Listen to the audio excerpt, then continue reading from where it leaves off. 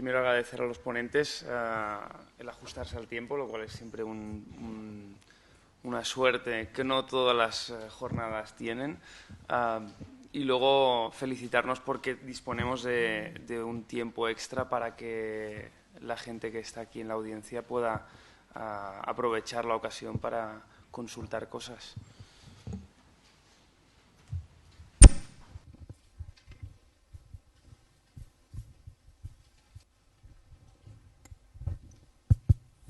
Dos comentarios al señor Ferrater.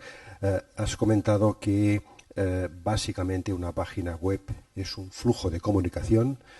En el caso nuestro médico sirve para captar más clientes, para que vengan más pacientes a la consulta. Y la tercera, perdón, que no me ha pasado por alto, ¿cuál sería?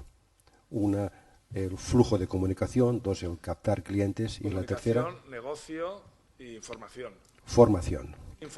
Información. De todos modos, si queréis, yo les dejaré la presentación para que la utilicéis. Lo preparé ayer corriendo, os voy a ser franco, siempre voy corriendo, espero que no se haya notado mucho. Os lo dejaré para que quien quiera lo pueda bajar. Pero básicamente es esto, es que al final es como un concepto un poco abstracto. ¿Qué es una web? Al final, como bien mencionaba él, incluso la página de Facebook, hay gente que al final ya no hace una web y utiliza Facebook como su página personal porque le interesa sobre todo estar allí, por su negocio, por sus características. Sí. Después has comentado que es fantástico poder explicar una historia. Sí. Yo soy reumatólogo. Sí. La reumatología es una especialidad médica oscura para la población. La gente tiene muy claro lo que es un cardiólogo, la gente tiene muy claro lo que es un oftalmólogo, pero la gente no tiene nada claro lo que es un reumatólogo. Yo sí, ¿eh? Perfecto. Eres una minoría. No. Entonces, en mi página web, por ejemplo, me comenta si es correcto. Yo lo que hago es explicar qué es la reumatología y para qué sirve. Porque por lo menos la gente cuando entre en mi página web sepa para qué hacemos los reumatólogos y que no somos traumatólogos y que el especialista del hueso, el metge del dolor a Catalunya es el reumatólogo y no el traumatólogo. ¿Consideras que esto es correcto? Sí, bueno, por ejemplo, a mí se me ocurre, hay un traumatólogo que era mi vecino, el doctor Figueras, no sé si lo conoce, que era un esquiador fantástico y que trató a Blanca Fernández Ochoa, que era una campeona olímpica, que de hecho era compañera mía en el Juan Marc, yo también esquiaba. Entonces, claro, por ejemplo, hay una historia, ¿no? Pues un traumatólogo que ha tratado a una deportista olímpica con éxito, que ha vuelto a competir y que ha ganado una medalla olímpica. Por ejemplo, allí hay una historia de éxito, de amistad, porque además se la traía aquí a Barcelona, a la calle Balmes, y vivía con ella.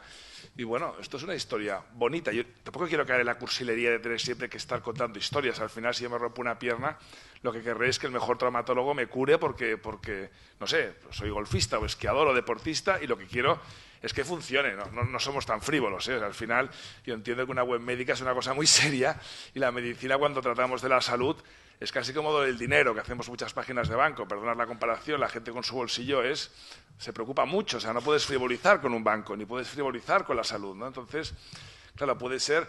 Realmente ponía referencias aquí de parto natural, pues bueno, de repente hay una señora que se hace un selfie, tiene 25 millones de visitas. Entonces, claro, esto para el prestigio de la clínica o del médico que la esté tratando, pues eso es un foro, un ruido que está allí y que esto suma al especialista que lo está tratando. Entonces, claro que a veces, yo venía del offline, hay una tendencia a exagerar la información, ¿no? Yo entiendo que cuando alguien quiere comunicar, tiene muchas inquietudes y quiere decir muchas cosas y la gente tiene una capacidad X de digerir información, ¿no? Entonces hay que hacer un esfuerzo de síntesis y una narrativa. Cuando digo una narrativa es que cuente algo, ¿no? Que tenga un principio y un fin. A veces lanzamos la información de cualquier manera y es complicado de digerir. Es como, en el fondo, como se reticula un periódico, ¿no? Que tiene un título, subtítulo, un texto y luego como una escalada de información para que la gente lo digiera, ¿no? Porque básicamente es esto. Yo no sé si te contesto a tu pregunta, le contesto, perdón.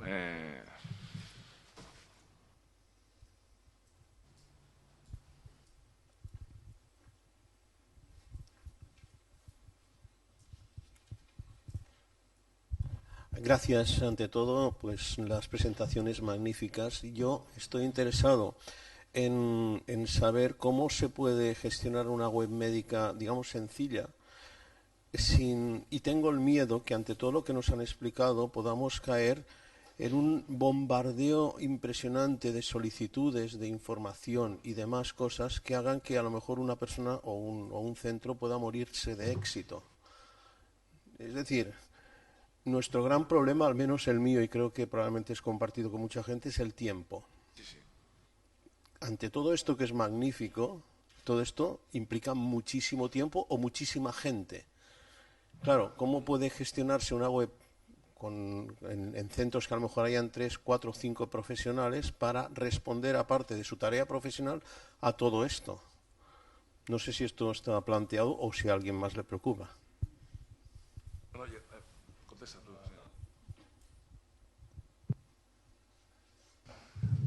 Bueno, la verdad que es una de las preocupaciones que surge siempre en profesionales o en pequeños centros, el esfuerzo que va a suponer esto.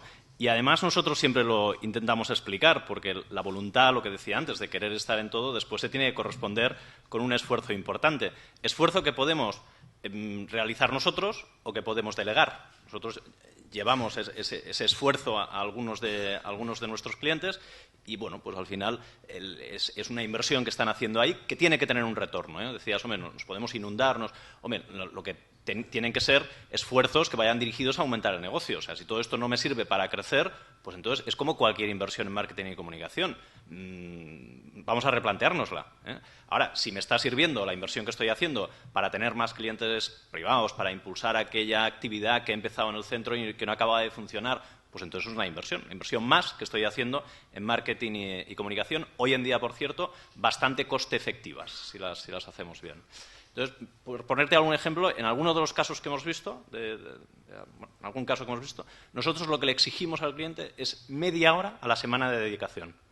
Porque un mínimo tiene que tener, pero media hora a la semana, claro. Ya, si eso ya no lo puede invertir, mejor que no esté, ¿sabes? Porque tampoco puede estar de espaldas a lo que está sucediendo. El negocio es suyo, la marca es suya, el profesional es él. Entonces, hombre, lo puede delegar, en cierto modo, puede invertir en hacer eso, pero no puede vivir de espaldas a eso. Es como si renunciaras a su propia imagen o a su propio negocio. Y eso lo tenemos que entender, ¿eh? Que al final, hombre, ahora, otra cosa es pretender pues, que un centro, o sobre todo un profesional independiente, esté pues ahí con su LinkedIn, con su Twitter, o ya de per se tiene esa naturaleza, tiene esa vocación, o si no, no la va a tener por el hecho de que decida tener esa presencia online. Pero sobre todo, yo siempre insisto, veamos esto como una inversión más en marketing y comunicación, que debe tener un retorno, ¿eh? O sea, nosotros siempre medimos cómo están creciendo los pacientes, la facturación, a través de todo esto. Y, por tanto, pues es un gasto más que tenemos en marketing y comunicación. Si no es así, el estar por estar, como yo decía antes, pues hombre, no vale la pena ni delegarlo ni hacerlo uno mismo.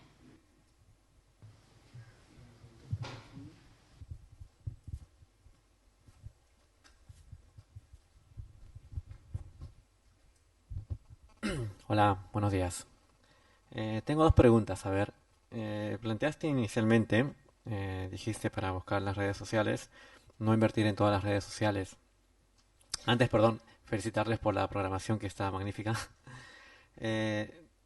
Hiciste la pregunta, ¿dónde está? O sea, tengo que buscar a la gente de acuerdo a, o sea, hacerme la pregunta, ¿dónde está mi público? Yo les hago otra pregunta, entonces, ¿cómo busco ese público? Estamos quizás en las mismas, o sea, ¿dónde busco ese público que quiero encontrar para mí? No sé si la pregunta se entiende más o menos.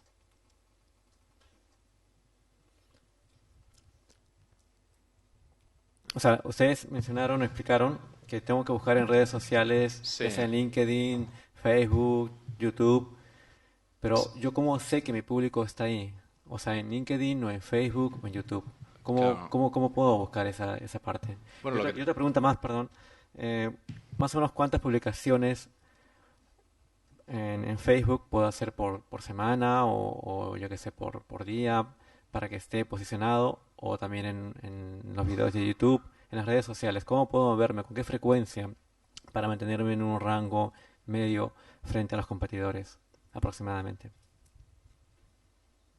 Bueno, vamos con la primera. Al final es muy importante identificar a qué público nos dirigimos y dónde está, porque al final, si no, podemos acabar en unos foros en los que no los vamos a encontrar. Es como si yo tengo un producto, un juguete, y me estoy anunciando en televisión a las 12 de la noche. Pues, hombre, o entusiasmo a los padres o a los niños no voy a llegar, ¿no? Pues en Internet es igual. Entonces, a través de los objetivos de negocio y del público relacionado con ese negocio, tendríamos que identificar en qué foros es mejor estar. Obviamente, veíamos antes el ejemplo, si yo me quiero posicionar entre la comunidad de profesionales, pues LinkedIn es una buena herramienta porque es para profesionales y el porcentaje de profesionales que está vinculado a LinkedIn es aceptable. O un ResearchGate, si yo estoy en el ámbito de investigación, porque la mayoría de los médicos que están en el mundo de investigación de forma más o menos avanzada están en ResearchGate. Entonces, escogemos las plataformas en función de los objetivos y del público en el que están. Si tenemos un público joven, pues no sé, un servicio de ginecología y estamos promoviendo pues un servicio al adolescente, pues tendremos que utilizar alguna de las redes sociales que utilizan más los adolescentes, y algunas muy visuales, un Instagram, varía en función del público al que nos estemos dirigiendo. No vale el café para todos, igual que no vale en cualquier ámbito de comunicación en el que yo no soy experto, pero desde luego no vale pensar que la comunicación va a servir para todos los públicos a los que tengamos. Y es muy importante el identificar, hablábamos antes, por ejemplo, de reumatología, tenemos alguna especialidad similar en que a veces el público que nos encontramos tiene una edad media pues, avanzada.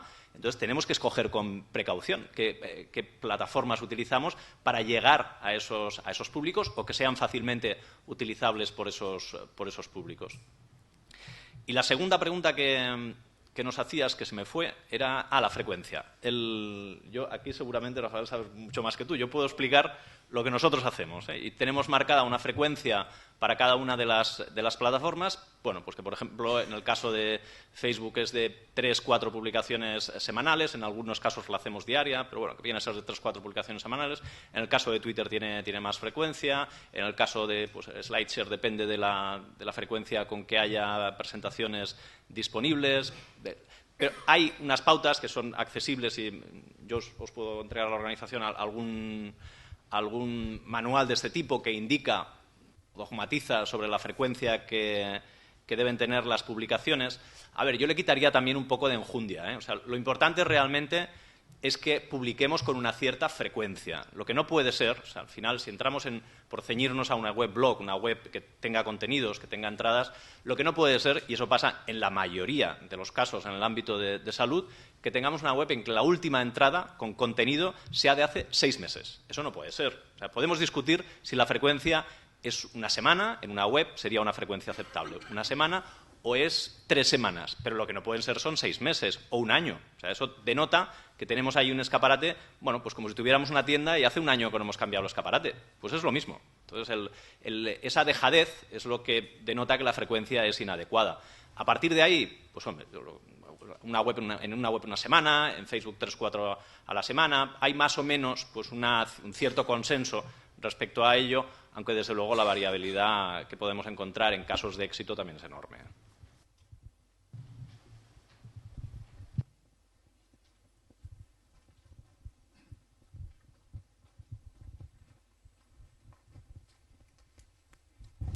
Nos da tiempo para 2 preguntas más y haríamos el descanso. Sí, felicito a los ponentes por la claridad de las exposiciones. Os querría comentar una cosa muy cortita que yo escuché en el Colegio de Médicos en el 98 y me pareció una maravilla. Era un médico mexicano y dijo: en la realidad hay 3 bandas y nos podemos sintonizar en cada momento a una banda o a otra, como podemos escuchar Cataluña Radio, la SER o la COM. Entonces, la primera banda es el mundo físico. El mundo físico tiene los metros, los kilos. El segundo es la energía. La energía tiene los fotones, la energía potencial, la energía cinética.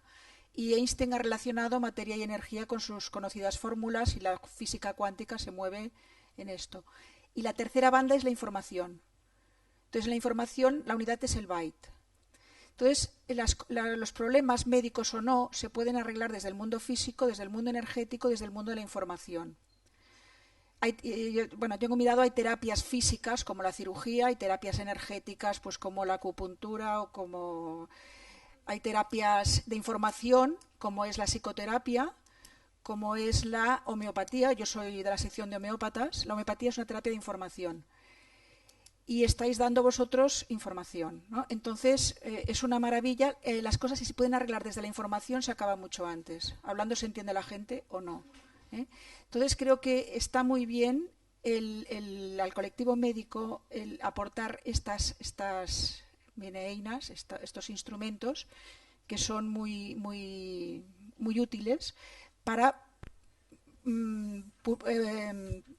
multiplicar la información. Entonces quería preguntar al segundo ponente cómo separa lo que decía de estar preparado para un desastre. O sea, no me ha pasado y espero que no me pase, pero me ha parecido muy interesante. Bueno, ¿cómo se para? ¿Lo podemos parar o no? O lo que debemos intentar al menos es hacer algo, ¿no? O sea, lo que no puede ser es que tengamos una situación de crisis en la red y que no sepamos qué hacer. Yo creo que en otros sectores pues es muy evidente, ¿no? Cuando hay pues un accidente de aviación, cuando hay algún suceso dramático dentro de una compañía, eso es una situación de crisis en la compañía y en la red. En salud también se nos pueden producir situaciones de crisis, con diferentes medidas en el termómetro. Claro, si se nos fallece alguien de forma inesperada y famosa en el centro, pues hombre, eso probablemente genera una situación de crisis en las redes. Si tenemos pues una mala opinión o una muy mala opinión en un directorio médico, en un foro de renombre, bueno, eso es una pequeña situación de crisis. Lo importante, os decía, es intentar protocolizarlo sin llegar a que esto sea un trabajo ingente, O sea, no se trata de tener ahí un libro de 100 páginas, pero intentar identificar qué situaciones nos pueden pasar en la red. Una muy clara es una opinión no negativa, porque opiniones negativas podemos tener, destructiva en un directorio. O sea, alguien pues que realmente, sin insultar, pero nos pone una opinión realmente negativa o muy negativa en un directorio o en un foro. Ante eso tenemos que actuar y tenemos que pensar cómo. A ese paciente a lo mejor lo tenemos hasta identificado. Lo llamamos por teléfono, contactamos con él para interesarnos, respondemos en el mismo directorio. ¿Qué hacemos? ¿Le enviamos un mail? ¿Qué hacemos? Entonces, eso lo tenemos que tener pensado porque si no, en el momento que suceda, lo tenemos que pensar y tendremos menos tiempo y estaremos trabajando con presión. Pues ese ejemplo que os he puesto, se trataría de identificar 8 o 10 ejemplos y pensar qué vamos a hacer. Hombre, y normalmente amortiguamos las situaciones. Alguien que ha puesto un comentario destructivo, negativo, en un foro, en un directorio, en nuestra web, o incluso pensar, oye, este comentario nos lo pone en nuestra web, en una red social nuestra, con un perfil mío, ¿lo quito o no lo quito? También es un tema pues, a pensar y a tener protocolizado, como os decía, ¿no? Porque además, normalmente, pues quien lleva la web o quien lleva, pues puede ser un community manager, puede ser una persona no ajena al negocio, pero que a lo mejor no tiene la decisión sobre eso. Tiene que saber qué hacer, porque así podrá responder en minutos, en horas. Si no, a lo mejor tardamos 2 días en responder. Y eso ya de por sí es negativo. Aunque lo hagamos bien, ya responder en 2 días ya es negativo. Entonces, tener protocolizadas esas situaciones suele amortiguar, suele pues, generar al menos una sensación positiva, una sensación de que ha trascendido, de importancia a la persona que ha generado la crisis. O si la crisis no procede de una opinión, pues no sé, se nos ha caído el centro o la resonancia ha explotado.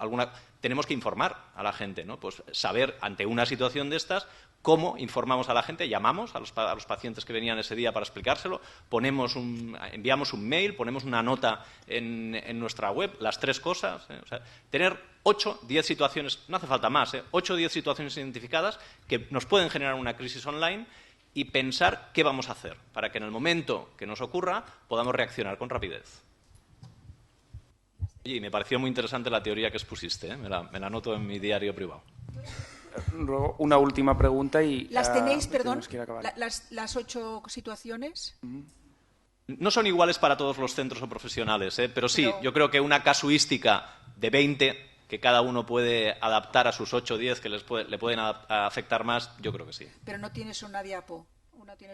No la tengo proyectada, pero si me das tu mail o a través de la organización, o te lo envío a ti o a la organización para que lo difundas sin ningún problema. ¿Alguna pregunta más? Sí, hola. Mira, yo tengo un par de preguntas. Una sería para el señor Ferraté, y es el tipo de webs que habéis enseñado, tanto los dos ponentes, visualmente y gráficamente, son bastante diferentes. Entonces, las tendencias que tú hablabas, como puede ser la del parallax, ¿vale? ¿Hasta qué punto ese tipo de webs pueden ser adaptables a una web médica? Es decir, donde normalmente el público que tienen es paciente. El paciente lo que busca normalmente es ver las patologías que trata el centro, ver las enfermedades que tiene. Entonces entiendo que dentro de webs con un tipo de diseño mucho más dinámico, no tan estático, también normalmente la edad del paciente o del usuario de la web no está familiarizado con esas técnicas, y sí lo está pues un perfil más joven. Entonces, ¿cómo haces encajar una web de ese estilo en una web para un centro médico? Y lanzo la otra, que sería para el señor Martínez. Desde dentro de las técnicas que has hablado para posicionar una web, que sería tanto SEO como SEM, el SEO yo creo que lo tenemos todo claro, que es a base de pues posicionar, escribir y no mantener una web estática. Pero cuando entramos en técnicas como podría ser el SEM, y más específicas con el retargeting o el remarketing, ¿realmente funcionan, o el paciente o el usuario se puede sentir son demasiado intrusivas y crear una desconfianza hacia el centro o hacia la página del médico en concreto? Gracias. Bueno, pues sí, creo que tienes toda la razón. Según quien te dirijas, te tienes que dirigir de una manera u otra. A mí, yo lo que he hecho es expuesto los extremos, he tensionado lo que es el diseño. Obviamente, si nos dirigimos a gente que lo que requiere es información, hay que ser muy didáctico. Había uno de los puntos que es muy importante, que es lo de las infografías, ¿no? Intentar que la información esté muy bien categorizada y sea muy agradable de mirar. Al fin y al cabo, yo entiendo que hay cosas que hay que ver, que lo requiere médicamente, y no hace falta contarle una narrativa ahí espectacular. Son ejercicios diferentes. Entonces, claro, cada técnica, el parallax, por ejemplo, es muy estético, pero de repente no es necesario. A lo mejor tiene que ser una página estática que lo que te enseñe son fotografías, infografías o ilustraciones de problemas médicos. Absolutamente de acuerdo. Entonces, por eso decía siempre, antes de acometer un trabajo web, hay que saber qué quieres comunicar o qué quieres decir o para qué sirve. Entonces, una vez sabes para qué sirve, lo haces. O sea, yo nunca pretendo hacer webs bonitas porque sí. Lo que entiendo es que cumplan una función X. Entonces, me imagino que en el caso de una web médica, nosotros hicimos una para Myoma Institute, para curar miomas uterinos. Pues bueno, es una web muy estática, muy informativa, que se dirigía además al mercado ruso. Entonces, bueno, tenía unas características determinadas. Entonces, para nada era una web con parallax, ilustrada. Os he puesto el ejemplo de Abbey Road, que es una web que te metes en el estudio donde grababan los Beatles. Hombre, yo os lo he llevado a la exageración. A lo mejor puedes hacer una web que grabes en streaming operaciones de un as de la cirugía. Pues bueno, de repente es interesante. Al fin y al cabo, a la gente le interesa la medicina y su salud de una manera extrema. Entonces, pues no sé, se puede llevar a muchos sitios. Sobre todo, primero, A, que tienes que decir; B, el tiempo de que dispones; y C, del presupuesto que tienes, ¿no? Al fin y al cabo son parámetros que tenemos que medir para ver a dónde quieres llegar. Y básicamente es esto. No sé si te he contestado a tu pregunta. Y el tema de invertir en buscadores, el tema de gastar en posicionarnos mejor en buscadores, pues la verdad que es controvertido, ¿eh? Yo creo que depende de la situación en que nos encontremos, pero os cuento, igual que he hecho en el resto de preguntas, casos un poco prácticos. Nosotros, por ejemplo, algunos clientes que habéis visto aquí, les hemos recomendado en negativo el que se gaste en publicidad o el que se posicionen en buscadores, aunque a veces el coste no es muy relevante, ¿eh? Depende en qué te quieras posicionar. Si son cosas muy específicas y en ámbitos geográficos muy específicos, el coste es muy asequible. Pero sí, hombre, si ya tienes un cierto nombre o presuntamente tú crees que tienes un cierto prestigio o tu centro tiene un cierto prestigio, el que la gente identifique que te estás posicionando por publicidad, nosotros pensamos que es negativo, ¿vale?